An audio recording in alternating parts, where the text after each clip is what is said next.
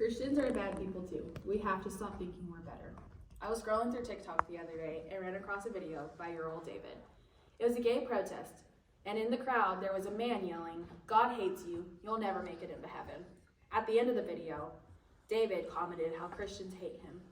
It absolutely broke my heart to see how these people who are called to spread God's love are doing nothing but ripping God's people apart. As Christians, we too have our problems. Just because someone else's sin is more visible doesn't make them less of a person. Our God sees us for where we are and loves us fully, so we must work to love others fully, just as God does. God never makes anyone earn his love, but he gives it generously. I want to highlight the word give.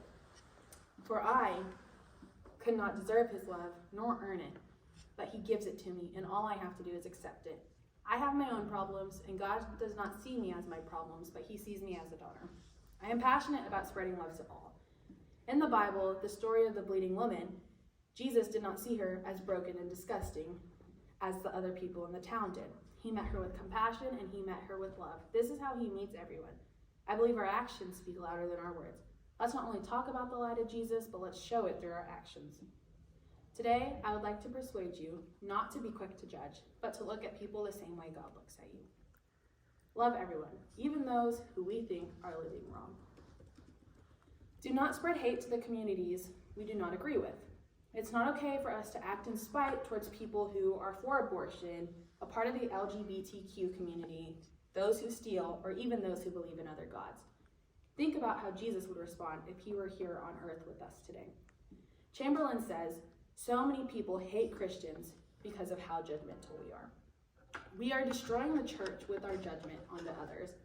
It is not our place to judge people. I have my own problems and you have your own problems. Ultimately, the final judgment is left up to the Lord.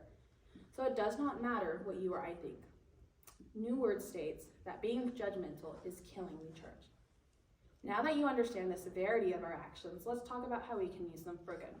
According to the Cambridge Dictionary, what you do is more important than what you say, because the things you do show your true intentions and your feelings. Do not just say you love people.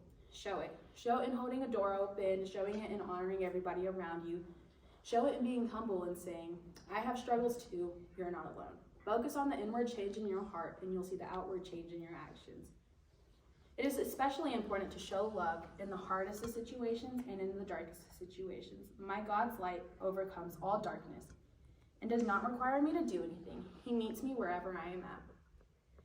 1 Thessalonians 4:9-10. Now about your love for one another. We do not need to write it for you yourselves have been taught by God. And in fact, you do love all of God's family throughout Macedonia. We urge you, brothers and sisters, to do so more and more. Let your light shine brightly onto others. God teaches us to spread his light. His brightness can overcome any darkness. We are all sinners, and it is by his saving grace that we are forgiven. We all have a light that we get to control, and I get to choose whether I shine it onto others or I keep it in the darkness. So you too get to choose that as well. I challenge you to love others fully.